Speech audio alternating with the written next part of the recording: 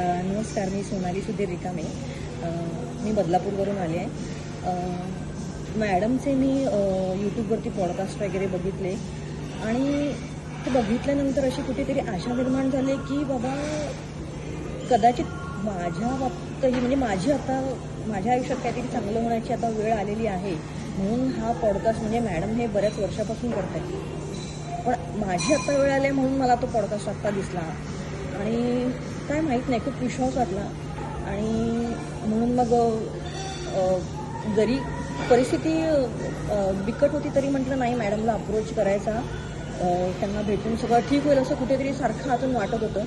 आणि खूप तळमळ निर्माण झाली मॅडमला भेटायची आणि त्यांना मेसेज वगैरे केला सगळं. आणि त्यांनी स्वतःहून मला कॉल करून विचारलं की तुमचे काय प्रॉब्लेम आहेत. त्यांचा तो आवाज जेव्हा ऐकला ना, त्या आवाजामध्ये खूप हे होतं, म्हणजे त्यांचा तो ऑरा आणि तो आवाज आहे ना, खूप जवळचा वाटला, आपुलकीचा वाटला. आणि म्हटलं की नाही, म्हणून आता सगळं ठीक होणार आहे.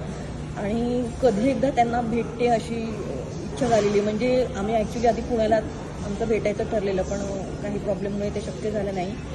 पण बहुतेक स्वामी पाठीशी होते आणि ते म्हणाले की घाबरू नकोस, सगळं व्यवस्थित होईल, तुला त्यांना आणखीन जवळ आणतो तुझ्या. आणि म्हणून मग इथे आज आम्ही वाशीमध्ये त्यांची आमची भेट झाली फायनली. आणि भेटून खूप छान वाटलं आणि आता असं वाटतं की सगळं ठीक होणार आहे.